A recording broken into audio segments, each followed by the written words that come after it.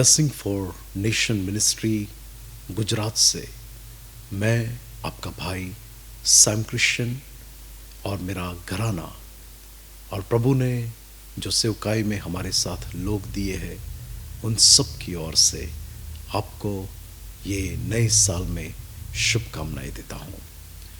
परमेश्वर का धन्यवाद हो जिसने आज तक हमें अपने अनुग्रह में संभाले रखा। हर रोज जो परमेश्वर हम पर अपना एक अनुग्रह नया करता है और उनके ही अनुग्रह से जब ये 2026 का साल हमारे जीवन में जब उन्होंने हमें दिया तब बाइबल यिर्मयाह 29 और 11 के अनुसार ये कहती है कि परमेश्वर हमारे लिए हानि की नहीं, विपत्ति की नहीं, लेकिन शांति की योजना रखता है। आज कई लोगों के हृदय में ऐसा होगा कि ये साल मेरे लिए कैसा रहेगा, ये साल में मेरे जीवन में क्या बात होगी। मैं प्रभु का सेवक आपको कहना चाहता हूँ कि परमेश्वर ने मुझे हर साल अपने अनुग्रह में जो बातें बताई है कि ये साल में परमेश्वर इस बात को प्रकट करेगा और ऐसा मैंने मेरे जीवन में होते हुए देखा है। 2024 के अंदर प्रभु ने जब मुझे कहा कि ये साल वो तो भरपूरी का साल रहेगा और उस साल हम लोगों ने आत्मिक भौतिक क्षेत्र में भरपूरी को अनुभव किया। 2025 के साल में प्रभु यीशु मसीह ने मुझसे कहा कि ये साल ये तो बढ़ोतरी का साल है और परमेश्वर ने हमें दाहिने बाएं हमको 2025 में बढ़ाया फैलाया और परमेश्वर ने सेवकाई के क्षेत्र में अद्भुत और महान कार्य किए कि हमने सेवकाई में एक अद्भुत बढ़ोतरी को देखा।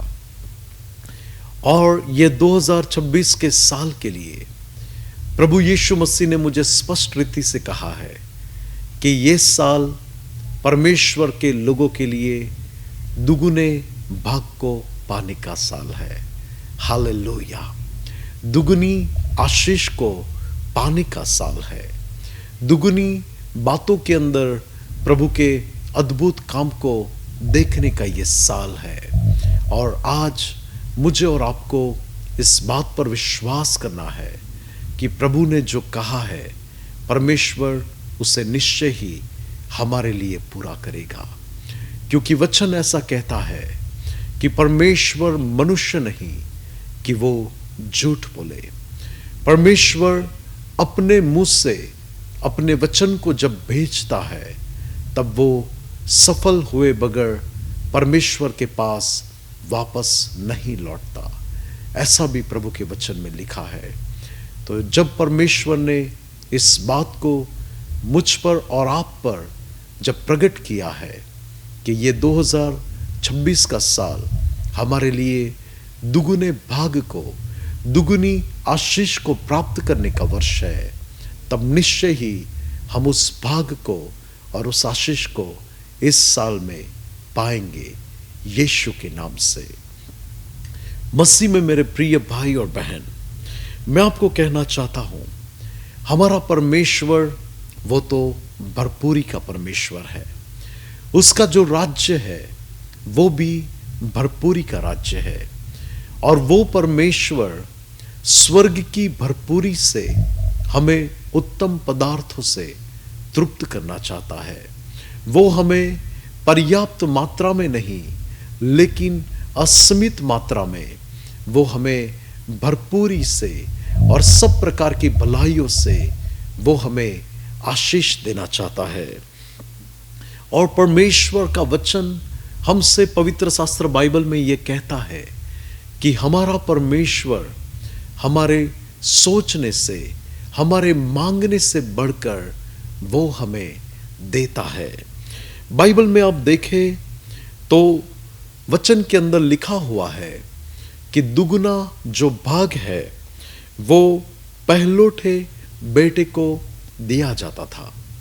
और बाइबल में पहलौठे पुत्र को विरासत में दुगुना भाग मिलता था और परमेश्वर ने ये बात उसके लिए ठहराई थी। व्यवस्था विवरण 21 और 17 में लिखा है कि वह पहलौठे को दुगुना भाग दे। वो इसलिए कि वो एक समय पर अपनी जिम्मेदारी को अच्छे से निभा सके। वो वारिस है, पहला वारिस, और उसको दुगुना भाग मिलता था। लेकिन परमेश्वर की मनसा ये है कि वो हम सभी लोगों को दुगुने भागों से आशीषित करे।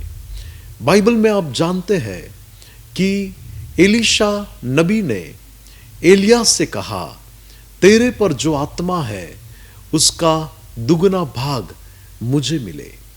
और एलिया ने यह सुनकर कहा कि तूने जो मांगा वो तो कठिन बात है, लेकिन यदि तू मुझे जाते हुए ऊपर उठाते हुए देखे तो तेरे लिए ये बात पूरी होगी।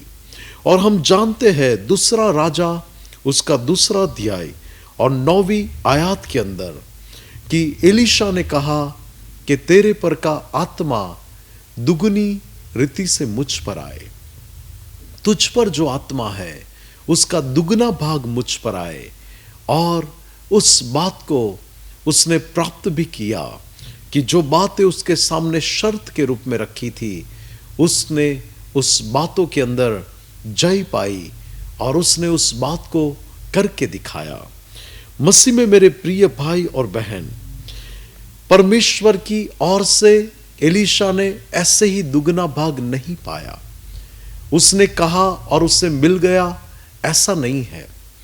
परमेश्वर दुगुने भाग देने से पहले परमेश्वर व्यक्ति के जीवन को जांचता है। एलीशा के जीवन को परमेश्वर ने जांचा कि वो एलिया के साथ पूरे समर्पण के साथ चला है। परमेश्वर ने ये बात भी देखी कि वो परमेश्वर के सामने पूरी विश्वास योग्यता के साथ चला है। परमेश्वर ने उसके समर्पण को देखा, परमेश्वर ने उसकी विश्वास योग्यता को देखा, और परमेश्वर ने देखा कि वो अपनी बुलाहट के प्रति पूरी रीति से समर्पित है।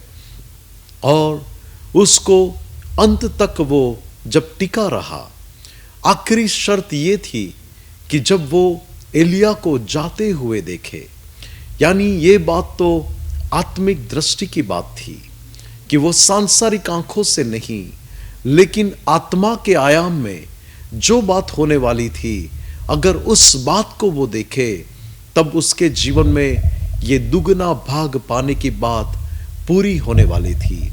और उसने आत्मिक आंखों से उस दर्शन को देखा, आत्मिक जगत में हुई बात को उसने देखा कि अग्निरथ, अग्नि वाले घोड़े जब स्वर्ग से आए और एलिया को वो लेकर गए, और उसने उस बात को होते हुए देखा।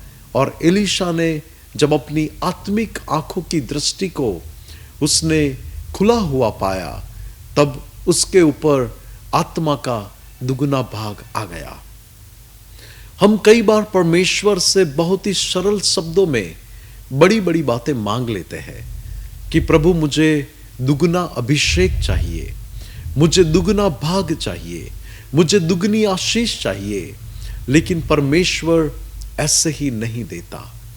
परमेश्वर हमारे अंदर विश्वास योग्यता को देखना चाहता है। प्रभु चाहता है कि हम हमारी बुलाहट के प्रति पूरे समर्पण के साथ प्रभु के संग चले। परमेश्वर चाहता है कि उनको जैसा जीवन पसंद है वैसा जीवन हम जिए।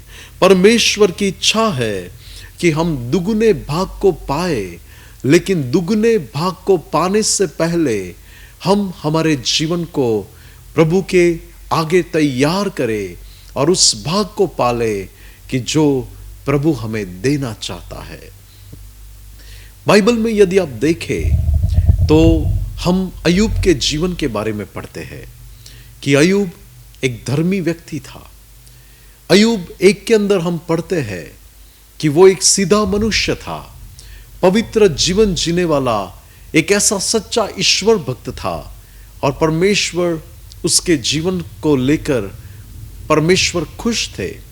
प्रभु उसके जीवन को लेकर प्रसन्न थे। परमेश्वर ने खुद गवाही दी उसके जीवन को लेकर कि वो सच में एक धर्मी व्यक्ति है, सच में एक वो सच्चा ईश्वर भक्त है।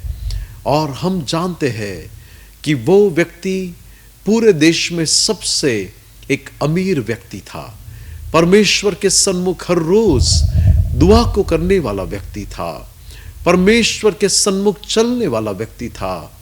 लेकिन उसके जीवन में एक ऐसी अग्नि परीक्षा आई, उसके जीवन में उसको ऐसे हालातों से गुजरने की नौबत आई जहां पर शैतान ने उसकी परीक्षा की। शैतान ने उसके जीवन की सारी आशीषों को लूट लिया।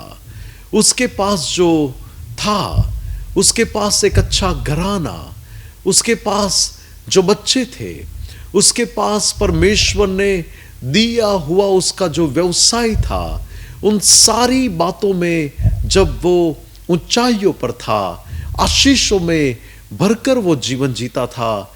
लेकिन जब परीक्षा का समय आया, बाइबल हमें ये बताती है कि उसकी सारी आशीषें उससे दूर हो गई।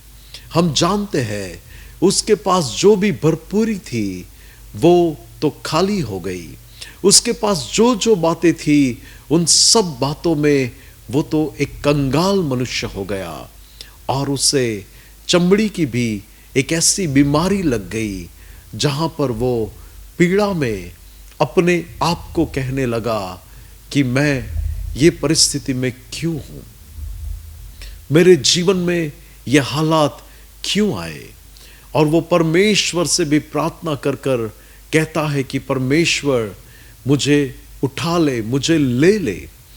हो सकता है आज आपके जीवन में ऐसी कोई परीक्षा हो कि जहां पर आपने अपने जीवन में सब कुछ गवा दिया है, अपनी प्रिय चीज को आपने गवा दी है, आपने अपने बिजनेस के अंदर आपने भरपूरी से अपने खालीपन को देखा है, जहां पर आप भी कह रहे हो कि ये परीक्षा का अंत कब आएगा।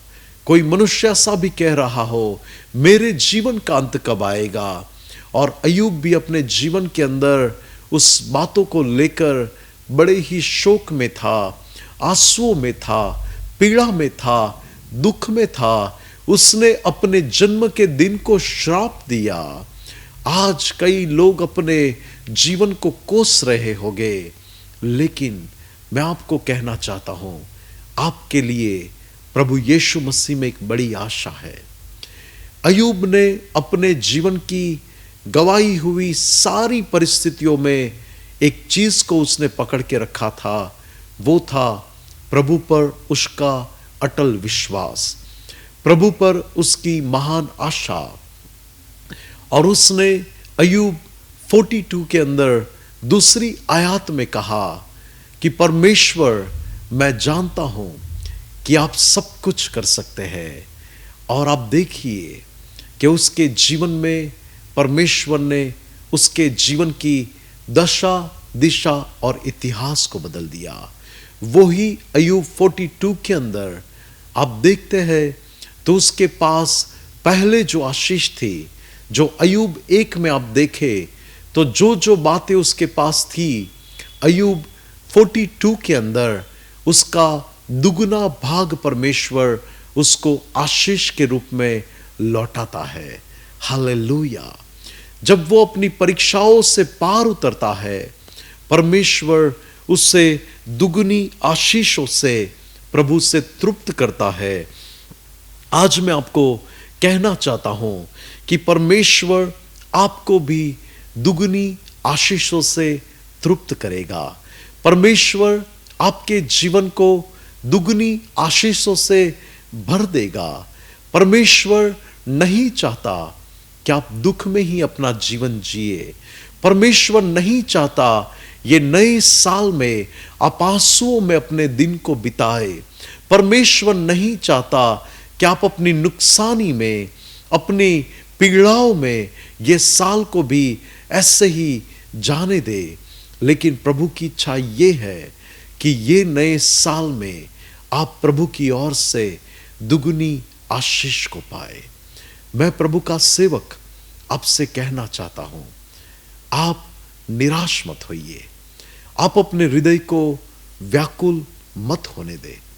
जैसे अय्यूब ने प्रभु पर भरोसा रखा, वैसे आप भी प्रभु पर भरोसा रखें। परमेश्वर ने अय्यूब के जीवन को आशीषों से भर दिया। परमेश्वर ने उसके हृदय की उदासीनता को दूर किया। परमेश्वर ने उसके जीवन में जिस लज्जा से होकर वो गुजर रहा था, परमेश्वर ने उस लज्जा से उसे आजाद किया और परमेश्वर ने उससे दुगनी आशीष दी। बाइबल में यशायाह नबी की किताब उसका 61 चैप्टर और उसकी 7वीं आयत हमसे ये कहती है, तुम्हारे लज्जा के बदले तुम्हें दुगुना आदर मिलेगा। हालेलुया।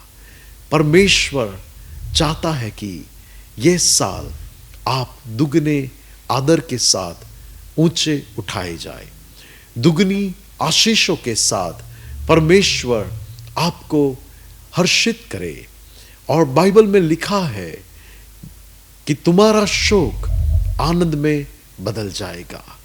यूहन्ना 16 और 20 के अनुसार यीशु मसीह के नाम से यह साल आपका शोक आनंद में बदल जाएगा। आपके विलाप को प्रभु नृत्य में बदल देगा। आप अपने हृदय को उत्साहित करें इस वचन के द्वारा। आप अपने आप को कहे, आप अपने जीवन के ऊपर घोषणा करें कि ये साल मैं दुगनी आशीष को पाने वाला हूं। ये साल मैं दुगनी आशीष को पाने वाली हूं। ये साल मेरे जीवन में दुगने आशीष के भाग को, दुगने अभिषेक को प्राप्त करने का साल है। और निश्चय ही प्रभु की ओर से आप अद्भुत और महान कार्य को अपने जीवन में होते हुए देखेंगे। बाइबल में अब देखें तो ये 2026 के साल में परमेश्वर हमें इस वचन से उत्साहित करना चाहता है कि निश्चय ही तुम्हें प्रतिफल मिलेगा और तुम्हारी आशा व्यर्थ न ठहरेगी। क्या आज प्रभु के ऊपर आप आस लगाए बैठे हैं? क्या आज आप कह रहे हैं कि मेरे जीवन में कब परिस्थिति बदलेगी, मेरे जीवन के हालात कब बदलेगी? लेकिन ये साल आपका साल है। ये साल दुगनी आशीष को प्राप्त करने का साल है। ये साल दुगने भाग को लेकर प्रभु में आनंदित होने का साल है।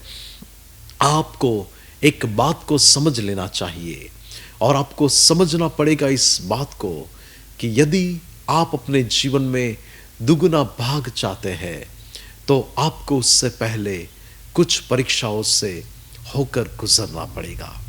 आपको दुगना भाग और दुगनी आशीष को प्राप्त करने से पहले आपको परीक्षा से होकर गुजरना ही पड़ेगा। और अय्यूब परीक्षा से गुजरा और उसे उस बातों के अंदर प्रतिफल मिला।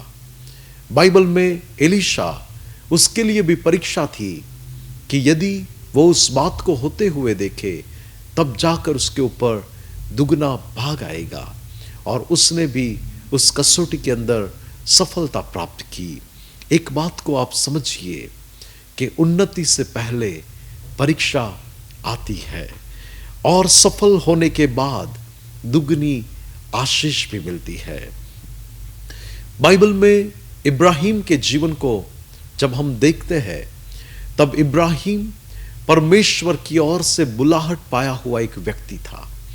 परमेश्वर ने उत्पत्ति 12 में जब 75 साल की उम्र में उसको बुलाहट दी और परमेश्वर ने उससे कहा कि मैं तुझे आशीष दूंगा, मैं तुझे बढ़ाऊंगा, मैं तेरे वंश को बढ़ाऊंगा।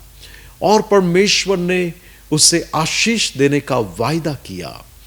लेकिन आगे जाकर जब उसको एक संतान होती है जिसके लिए उसने कई साल तक इंतजार किया था, परमेश्वर उसकी हृदय की इच्छा के अनुसार प्रभु से वंश देता है और एक ऐसा प्यारा बेटा जिसके ऊपर उसका दिल लगा हुआ था, जिसके ऊपर उसका मन था, और परमेश्वर उसकी परीक्षा करता है।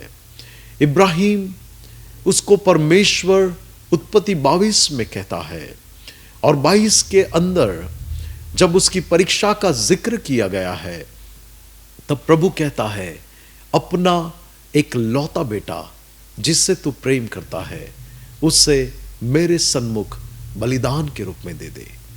और वो व्यक्ति बिना किसी हिचकिचाहट के वो अपने बेटे को लेकर उस पहाड़ की ओर बढ़ता है जहां पर प्रभु ने उससे भेजा था। और जब परमेश्वर ने जान लिया कि सच में इब्राहिम मुझसे प्रेम करता है, परमेश्वर ने जान लिया कि ये सच्चे मन से मेरे पीछे चलने वाला व्यक्ति है, और तब परमेश्वर ने उसको बलिदान देने से रोका। और परमेश्वर ने उस समय पर उसे कहा, उत्पत्ति 22 और 17 में, पर सर्वशक्तिमान परमेश्वर ने कहा कि निश्चय ही मैं तुझे आशीष के ऊपर आशीष दूंगा। मैंने कहा उत्पत्ति 12 में प्रभु ने उससे कहा मैं तुझे आशीष दूंगा, लेकिन हमारे पास जो गुजराती बाइबल है उसके ट्रांसलेशन में ऐसा लिखा है कि मैं तुझे आशीष के ऊपर आशीष दूंगा। हालेलुया, यानी दुगनी आशीष। मसीह में मेरे प्रिय भाई और बहन, इब्राहिम भी परीक्षा से होकर गुजरा और प्रभु ने उससे दुगनी आशीष दी। वही परमेश्वर आपको भी दुगनी आशीष देगा। हो सकता है आपके लिए ये वक्त परीक्षाओं का वक्त हो सकता है आपके लिए ये वक्त सब्र रखने का वक्त हो सकता है आपके लिए ये वक्त ऐसा वक्त हो जो आंसू और पीड़ाओं से गुजरने का वक्त हो, लेकिन निश्चय ही आप प्रभु की ओर से भलाई को देखेंगे। निश्चय ही आप परमेश्वर की ओर से दुगने भाग को पाएंगे। निश्चय ही आप परमेश्वर की ओर से दुगने अभिषेक को इस साल पाएंगे। आपकी सेवकाई दुगनी रीति से बढ़ेगी।